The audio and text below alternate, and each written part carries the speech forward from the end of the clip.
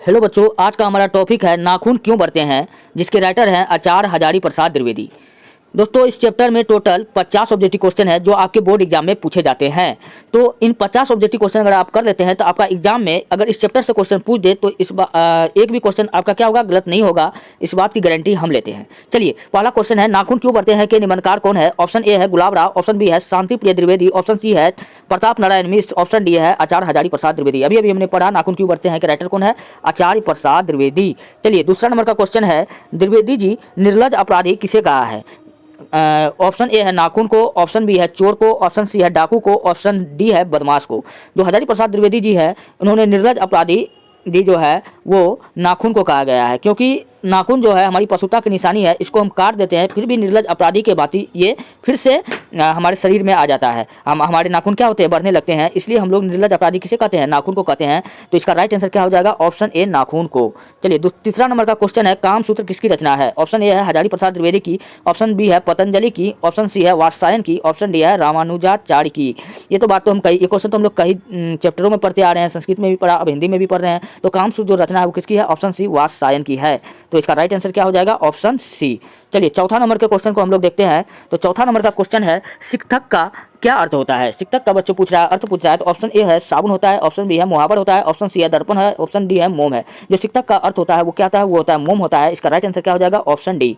महाभारत क्या है, ये भी क्वेश्चन कई बार रिपीट हो चुका है, याद करें आप। ऑप्शन ए है इसे उपन्यास कहते हैं, ऑप्शन बी है इसे महाभारत क्या है, कहानी है, ऑप्शन सी है शास्त्र है, ऑप्शन डी है पुराण है। जो महाभारत है वो क्या है, पुराण है। तो इसका राइट आंसर क्या हो जाएगा, ऑप्शन डी। चलिए, पांचवा नंबर का क्वेश्चन हो गया। छठा नंबर का क्वेश्चन है जो आपका बोर्ड एग्जाम में इसी बार पूछा गया है, आपका एग्जाम में इसी बार पूछा गया है, सेंट्रल एग्जाम में पूछा गया है। छठा नंबर क्वेश्चन है किस देश के लोग बड़े बड़े नख पसंद करते हैं। तो किस देश के लोग बड़े बड़े नाखून रखना पसंद करते हैं। ऑप्शन ए है गौर देश के, ऑप्शन बी है कैकई देश के, ऑप्शन सी है विहिक, ऑप्शन डी है गांधा। तो बच्चों, जो गौर देश के जो लोग थे वहाँ के लोग बड़े बड़े नख रखना, बड़े बड़े नाखून को रखना पसंद करते थे, इसलिए राइट इसका आंसर क्या हो जाएगा, ऑप्शन ए गौर देश। चलिए, सातवां नंबर का क्वेश्चन है कौन छोटे नख को पसंद करते थे। कहाँ के लोग जो थे वो छोटे छोटे नाखून को रखते थे। ऑप्शन ए है दक्षिणात्य, ऑप्शन बी है पौवार्त्य, ऑप्शन सी है मालव, ऑप्शन डी है मध्य देशीय। तो दोस्तों, जो दक्षिणात्य यानी दक्षिण भाग के जो लोग थे वो छोटे छोटे नाखून को रखना पसंद करते थे। तो इसका राइट आंसर क्या हो जाएगा, ऑप्शन ए। आठवां नंबर का क्वेश्चन है हजारी प्रसाद द्विवेदी जी का जन्म कब हुआ था। ऑप्शन ए है 1905 ईस्वी में, ऑप्शन सी है 1907 ईस्वी में, ऑप्शन डी है 1909 ईस्वी में, ऑप्शन सी है 1909 में, ऑप्शन डी है 1911 ईस्वी में। जो हजारी प्रसाद द्विवेदी है इनका जन्म कब हुआ था, 1905 ईस्वी में। आप ये बात याद रखें, कब हुआ था, 1905 ईस्वी में। पूछेगा कहाँ हुआ था, तो बलिया उत्तर प्रदेश में हुआ था। कहाँ हुआ था, बलिया उत्तर प्रदेश में। चलिए, नंबर का क्वेश्चन देखिए, वही क्वेश्चन फिर से आ गया। हजारी प्रसाद द्विवेदी जी का जन्म कहाँ हुआ था, समस्तीपुर बिहार। ऑप्शन ए है, ऑप्शन बी है बलिया बिहार, ऑप्शन सी है बलिया उत्तर प्रदेश, ऑप्शन डी है इलाहाबाद उत्तर प्रदेश। तो जो बलिया कहाँ पड़ता है वो उत्तर प्रदेश में पड़ता है, इसलिए इसका राइट आंसर क्या हो जाएगा, बलिया उत्तर प्रदेश। तो नंबर का आंसर क्या हो जाएगा, ऑप्शन सी। चलिए, 10वां नंबर के क्वेश्चन को अब हम लोग देखते हैं। 10वां नंबर का क्वेश्चन ये रहा आपका स्क्रीन पर। 10वां नंबर का क्वेश्चन है कौन मनुष्य का आदर्श नहीं बन सकती है। तो ऑप्शन ए है शेर नहीं बन सकती है, ऑप्शन बी बदरिया, ऑप्शन सी है भालू, ऑप्शन डी है हाथी। तो दोस्तों, जो बदरिया है वो मनुष्य का आदर्श नहीं बन सकती है, तो इसका राइट आंसर क्या हो जाएगा, बंदरिया हो जाएगी। और 11वां नंबर का क्वेश्चन है देवताओं का राजा से हम किन्हें संबोधित करते हैं, यानी देवताओं का राजा पूछ रहा है किसे कहा जाता है। ऑप्शन ए है भगवान महादेव को, ऑप्शन बी है भगवान विष्णु को, ऑप्शन सी है इंद्र को, ऑप्शन डी है ब्रह्मा को।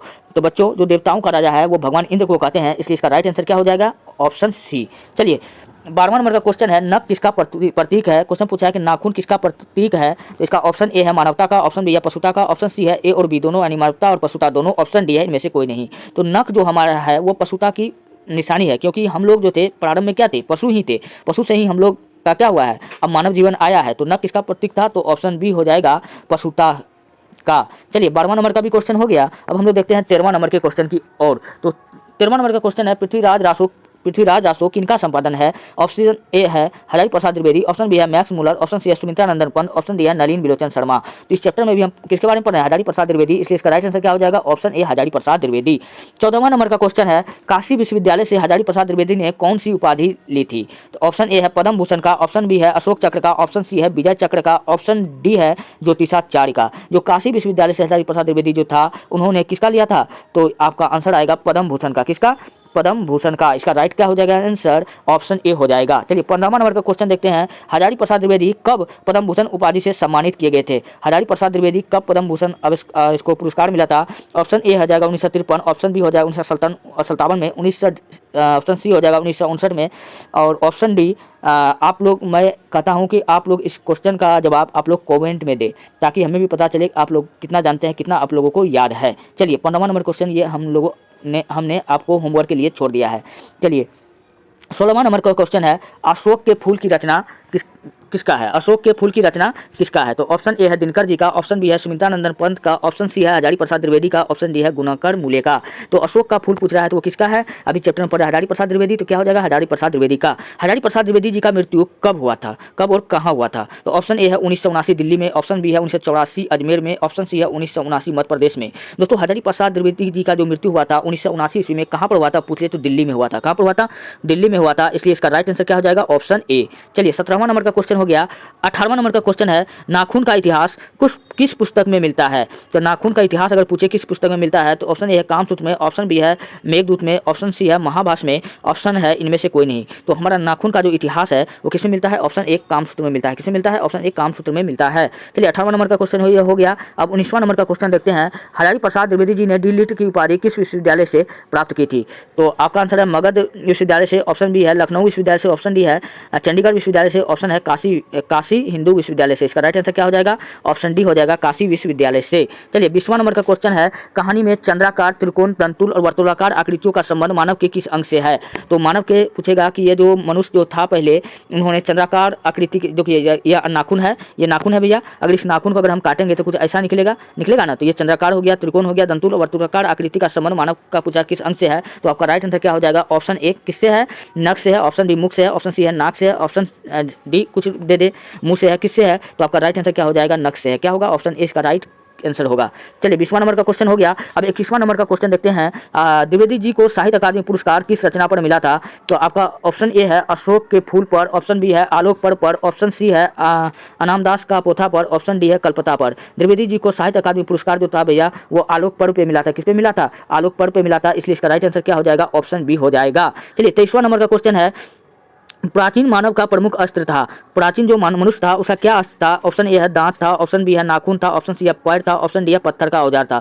दोस्तों जो प्राचीन मानव था उसका जो अस्त्र था वो क्या था, उसका नाखून था। ये नाखून से क्या करते थे, किसी चीज़ को चीरने फाड़ने में, और अपनी रक्षा भी इसी नाखून के द्वारा क्या करता था। तो इसलिए इसका राइट आंसर क्या हो जाएगा, ऑप्शन बी क्या हो जाएगा, नाखून। चलिए 23वां नंबर का क्वेश्चन हो गया। 24वां नंबर के पास है, आर्यों के पास था। आर्यों के पास क्या था, लोहे का अस्त्र था, घोड़े थे, ऑप्शन बी, ऑप्शन सी है कच्ची मिट्टी का घर था, इनमें से सही। जो आर्यों के पास था लोहा और घोड़ा का अस्त्र था। क्या था, आर्यों का विजय का कारण भी क्या था, लोहे और घोड़ा, लोहे का अस्त्र और घोड़ा। तो घोड़ा भी होगा और ये भी होगा, तो चूंकि यहाँ पर लोहे का अस्त्र दिया हुआ है तो इसलिए इसका राइट आंसर क्या हो जाएगा, ऑप्शन ए। अगर दोनों रहेगा तो ए और बी दोनों रहेगा ऑप्शन में, तब हमको वो लगाना है। तो फिलहाल इसका आंसर क्या होने वाला है, ऑप्शन ए।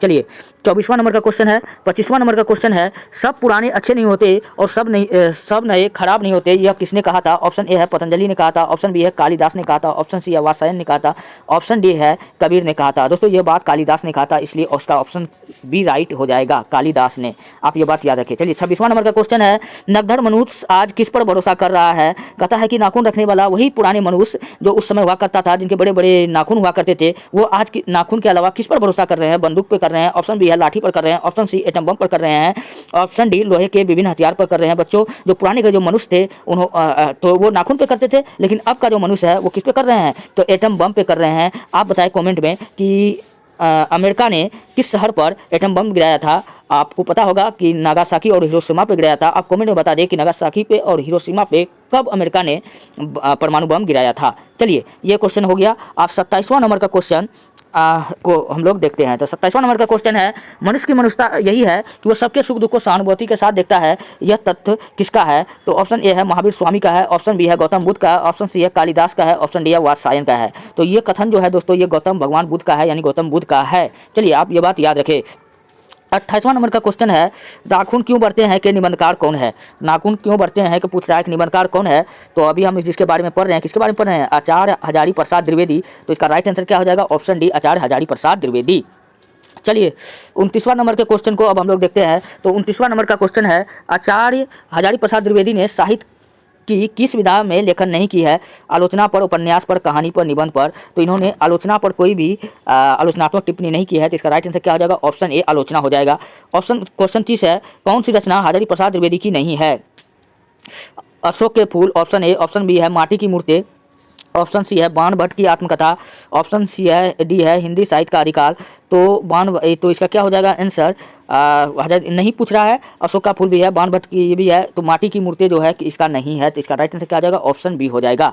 चलिए अभी अभी हमने आपको बताया हिरोशिमा कहाँ स्थित है, जहाँ पर अमेरिका ने बम गिराया था, एटम बम गिराया था। तो पूछेगा किस देश में स्थित है, तो ऑप्शन ए है चीन में, ऑप्शन बी है जर्मनी में, ऑप्शन सी है नेपाल में, ऑप्शन डी है जापान में। आपने ध्यान से सुना होगा, तो मैंने वहाँ बताया था जापान में। हिरोशिमा कहाँ पड़ता है भैया, जापान में पड़ता है। और यहीं के दो शहर पे अमेरिका ने क्या गिराया था, परमाणु बम गिराया था। तो उस शहर का नाम क्या था, हिरोशिमा और नागासाकी। अगर पूछे कि कब गिराया गया था, चलिए उस समय मैंने आपको आंसर नहीं बताया, तो आप याद रखिए 6 अगस्त 1945 को हिरोशिमा पे, जस्ट उसके 3 दिन बाद 9 अगस्त 1945 को नागासाकी पे गिराया था। आप ये बात याद रखें। चलिए 31वां नंबर का भी क्वेश्चन हो गया। अब हम लोग बढ़ते हैं 32वां नंबर के क्वेश्चन की ओर। तो 32वां नंबर का क्वेश्चन हमारा है, कौन छोटे छोटे नखों को पसंद करते थे? ये क्वेश्चन सॉरी बच्चों, ये क्वेश्चन थोड़ा रिपीट हो गया, तो इसका राइट आंसर हम पहले भी उधर बता चुके हैं। क्या हो जाएगा इसका, ऑप्शन ए दक्षिणात्य यानी कि दक्षिण दिशा के लोग। चलिए 33वां नंबर का क्वेश्चन है, नाखून क्यों पड़ते हैं, किस प्रकार का निबंध है? तो देखिए नाखून को हम लोग सजने संवारने के लिए, आपने पढ़ा होगा गौर से, आपने देखा भी होगा नाखून को। इसका एक मैं छोटा सा ट्रिक मैं आपको बता रहा हूँ। सजने संवारने के क्या लगाया जाता है, अलता। क्या लगाता है, अलता। अलता का कलर कैसा होता है, लाल होता है। क्या होता है, लाल होता है। तो नाखून क्यों पड़ते हैं, किस प्रकार का निबंध है? तो इसका ऑप्शन ए राइट हो जाएगा, ललित निबंध है। ललित, अलता कलर कैसा होता है, लाल ना होता है। तो इसका राइट आंसर क्या हो जाएगा, ऑप्शन ए ललित निबंध है। चलिए 34वां नंबर का क्वेश्चन है। 34वां नंबर का क्वेश्चन है, दधीची की हड्डी से क्या बना था? हाँ बच्चों, ये काफी इंपॉर्टेंट क्वेश्चन है, आप जल्दी से बताएं। दधीची की हड्डी से क्या बना था? ऑप्शन ए तलवार बना था, ऑप्शन बी है त्रिशूल बना था, ऑप्शन सी इंद्र का वज्र बना था, ऑप्शन डी इनमें से कुछ नहीं। जो दधीची मुनि का हड्डी से अगर पूछे क्या बना था, तो ऑप्शन सी राइट क्या हो जाएगा, भगवान इंद्र का वज्र बना था। क्या बना था, भगवान इंद्र का वज्र बना था। इनका राइट आंसर क्या हो जाएगा, ऑप्शन सी हो जाएगा। चलिए 35वां नंबर का क्वेश्चन है, लेखक के अनुसार मनुष्य के नाखून किसके जीवन प्रतीक है? लेखक के अनुसार मनुष्य के नाखून किसके जीवन प्रतीक है? तो ऑप्शन ए है मनुष्यता के, ऑप्शन बी है सभ्यता के, ऑप्शन सी है पाश्विक वृत्ति के, ऑप्शन डी है सौंदर्य के। तो लेखक के अनुसार मनुष्य के नाखून जो है उसकी पाश्विक वृत्ति यानी पशुता की निशानी है, इसलिए इसका राइट आंसर क्या हो जाएगा, ऑप्शन सी पाश्विक वृत्ति के। चलिए सहजात वृत्तियां किसे कहते हैं? दोस्तों सहजात वृत्तियां क्या होता है, अनजान अस्त्र को हम लोग कहते हैं, अनजान चीज। जैसे अगर हम लोग चलते हैं तो हमारे हाथ पैर हिलते हैं ना, और जब हमारे पलके जो होता है क्या होता है, ऑटोमेटिक झपकने लगता है। तो ये सब क्या है, सहजात वृत्तियां है, मतलब अनजान स्मृतियां है, जो हमारे दैनिक जीवन में होता है और हमें पता भी नहीं चलता है। तो सहजात वृत्तियां किसे कहते हैं? ऑप्शन ए है अस्त्रों के संचयन को, ऑप्शन बी है अनजान स्मृतियों को, ऑप्शन सी है स्व के बंधन को, ऑप्शन डी है उपयुक्त सभी। तो इसका क्या हो जाएगा, अनजान स्मृतियों को, जो हमारे दैनिक जीवन में रोज होता है लेकिन हम लोग उस पर क्या करते हैं, ध्यान नहीं देते हैं। चलिए 37 नंबर का क्वेश्चन है, हम बार बार नाखून क्यों काट देते हैं? तो हम बार बार नाखून क्यों काटते हैं? ऑप्शन ए है स्वच्छ रहने के लिए, ऑप्शन बी है बर्बरता समापन हेतु के लिए, ऑप्शन सी है सुंदरता के लिए, ऑप्शन डी है मजबूरी में बिल्कुल नहीं, सुंदरता के लिए बिल्कुल नहीं। तो हम लोग बार बार क्या करते हैं, बर्बरता समापन करने के लिए करते हैं। मनुष्य ये बार बार ये बताने का कोशिश करता है कि अब हम वो पुराने जंगली मनुष्य नहीं रहे जो जंगल में रहते थे, हमारे बड़े बड़े नाखून होते थे, बड़े बड़े नख होते थे, अब वो हम लोग नहीं रहे हैं, लेकिन हम लोग नाखून को काट देते हैं। लेकिन ये निर्लज्ज जो नाखून है ये बार बार क्या होता है, फिर से उत्पन्न हो जाता है।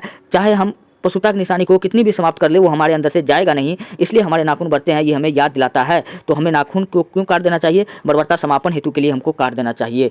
चलिए इसका राइट आंसर क्या हो जाएगा, ऑप्शन बी हो जाएगा। 37 नंबर का क्वेश्चन भी हो गया। 38 नंबर के क्वेश्चन को हम लोग देखते हैं। द्विवेदी जी से किसने पूछा था नाखून क्यों बढ़ते हैं? तो द्विवेदी जी से किसने पूछा था भैया नाखून क्यों बढ़ते हैं? तो ऑप्शन ए है उसके लड़के ने पूछा था, ऑप्शन बी उसके लड़की ने पूछा था, ऑप्शन सी उनकी पत्नी ने पूछा था, ऑप्शन डी नौकर ने पूछा था।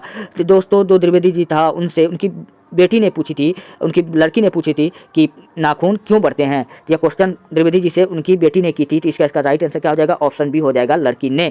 चलिए 39 नंबर का क्वेश्चन है, काट दीजिए वे चुपचाप दंड स्वीकार कर लेंगे पर निर्लज अपराधी के भांति फिर छूटते ही सेंध पर हाजिर हो जाएंगे। प्रस्तुत पंक्तियां पूछ रहा है कि किस वाक्य से ली गई है। काटना छटना जब भी कोई बात लिखा आए तो आप डायरेक्ट आंसर लगाना है, नाखून क्यों बढ़ते हैं। क्या हो जाएगा इसका राइट आंसर, ऑप्शन डी हो जाएगा, नाखून क्यों बढ़ते हैं।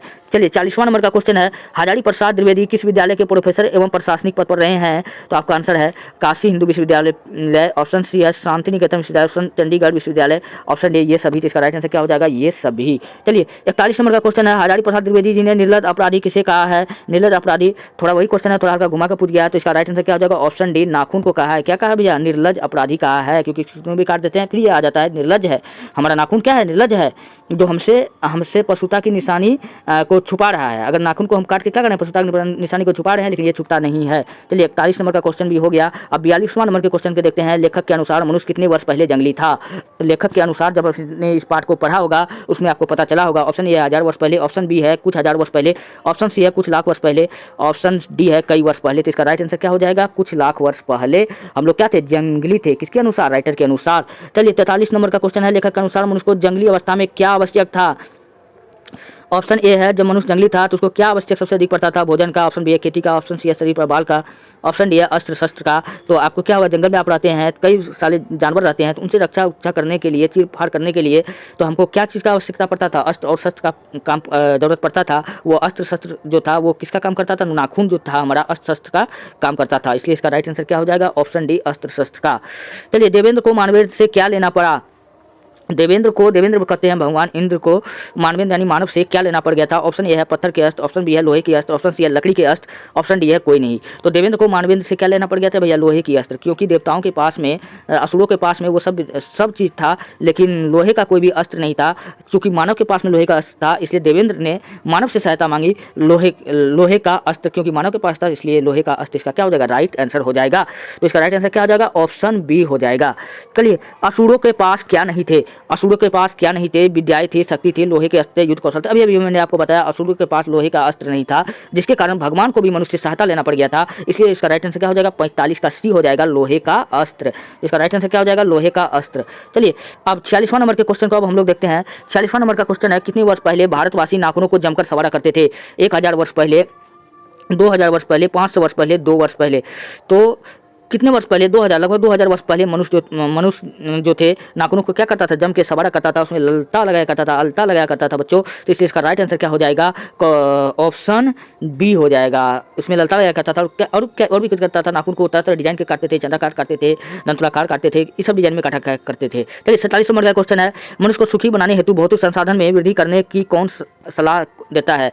मनुष्य को सुखी बनाने हेतु भौतिक संसाधन की वृद्धि करने का सलाह कौन देता है? जब मैं अपने पाठ को पढ़ा होगा तो ये बात किसने बोला था बच्चों? ऑप्शन ए है संत ने बोला था, ऑप्शन बी है नेता ने, ऑप्शन सी है विद्वान ने, ऑप्शन डी है अभिनेता ने। तो ये बात किसने बोलता है? कौन बोलता है? नेता बोलता है। कौन बोलता है? नेता बोलता है। 47 नंबर का क्वेश्चन हो गया। अब हम लोग 48 नंबर का क्वेश्चन देखते हैं। कौन नाखून को जिलाया जा रहा है? नाखून को कौन जिंदा कर रहा है? ऑप्शन ए है मनुष्य कर रहा है, ऑप्शन बी है राक्षस कर रहा है, ऑप्शन सी है प्रकृति कर रहा है, ऑप्शन डी है पशु कर रहा है। तो बच्चों नाखून को जो है जिंदा प्रकृति कर रहा है। कौन कर रहा है? तो इसका राइट आंसर क्या हो जाएगा? ऑप्शन सी हो जाएगा। हम बार बार नाखून को काट रहे हैं, लेकिन प्रकृति बार बार नाखून को बचाई जा रही है। हमारे काटने के बावजूद भी नाखून क्या हो रहा है? फिर से उत्पन्न हो रहा है, फिर से नाखून बढ़ जाता है। तो नाखून को कौन जिंदा कर रहा है? प्रकृति जिंदा कर रहा है। चलिए 49वां नंबर का क्वेश्चन है, प्राचीन काल में दक्षिण भारत के लोग कैसे नाखून रखते थे? ऑप्शन ए छोटे छोटे रखते थे, ऑप्शन बी है मध्यम साइज रखते थे, ऑप्शन बी है बड़े बड़े रखते थे। ये सभी। तो इसका राइट आंसर क्या हो जाएगा? छोटे छोटे रखते थे। इसका राइट आंसर क्या हो जाएगा? ऑप्शन ए। चलिए 50वां नंबर का क्वेश्चन है। 50वां नंबर का क्वेश्चन है। चलिए 50वां नंबर का क्वेश्चन बच्चों नहीं आया तो इसके लिए मैं माफ़ी चाहता हूं, लेकिन मैं आपको पूरा गारंटी देता हूं, अगर आपने यहां से इतना क्वेश्चन को कर लिया तो आपका एग्ज़ाम में एक भी क्वेश्चन नहीं गलती होगा। इस बात को आप नोट कर लीजिए, इस बात की गारंटी हम लेते हैं। क्या आपको लग रहा है इतना पढ़ने के बाद में आपसे कोई प्रश्न छूटेगा? बच्चों नहीं छूटेगा, आप इतना विश्वास करके चले। मिलते हैं नेक्स्ट वीडियो में। धन्यवाद। वीडियो अगर अच्छा लगता है तब आप चैनल को क्या करें? सब्सक्राइब करें और वीडियो को लाइक करें और अपने दोस्तों में जितना हो सके इस वीडियो को शेयर करें, ताकि और लोग भी इस वीडियो का लाभ उठा सके। धन्यवाद।